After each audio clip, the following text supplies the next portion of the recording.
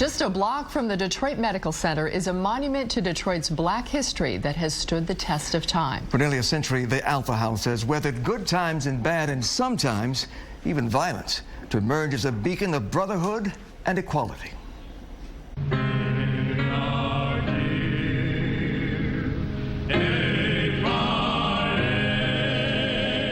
On Detroit's east side, in the Brush Park neighborhood, stands a symbol of history and achievement, the Alpha House. This house has been around for quite some time, and many people have walked through its doors, many people of prominence, and many of our founders, as a matter of fact. Among them, musician Duke Ellington, activist Paul Robeson, federal judge Damon Keith, former Detroit Mayor Dennis Archer, and civil rights icon Martin Luther King Jr., all of them members of Alpha Phi Alpha.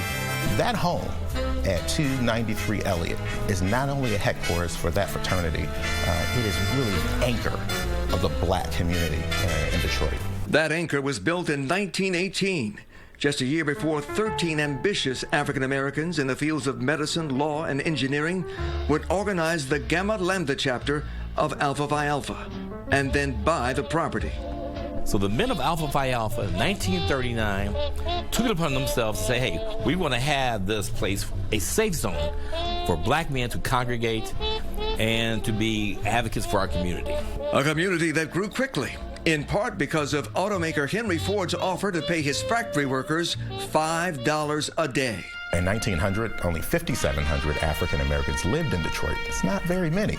But by 1930, that population skyrockets to 120,000. But it was also a time when segregation was not only the norm, it was sometimes brutally enforced. Black men could only work in certain jobs, and black families could only live in certain areas. And by June of 1943, the racial tensions exploded in what was then the largest riot in American history. That was a dark time for the citizens of Detroit.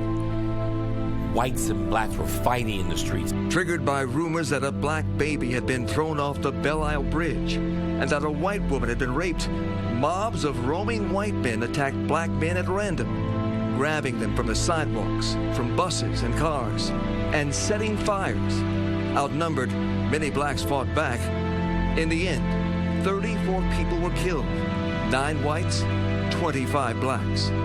As federal troops were called in, the Alpha House became a refuge from the violence. Organizations like Alpha Phi Alpha were very instrumental in bringing peace. And in pushing for progress. Over the decades, the Alpha House has continued its legacy of brotherhood and service to all. A launching pad for the civil rights movement in the 50s. A calming influence during the 67 riots and rebellion. In the 70s, 80s, and beyond, a focal point for civic improvement and education, recognized by the state of Michigan with this historical marker. A century-old tradition celebrated last year by the members, including Harry Todd, whose great-grandfather, E.R. Carney, was the 13th president of the Detroit chapter. I am so proud to be able to say I'm a 4th-generation Alpha man. Although the times have changed, the mission remains the same.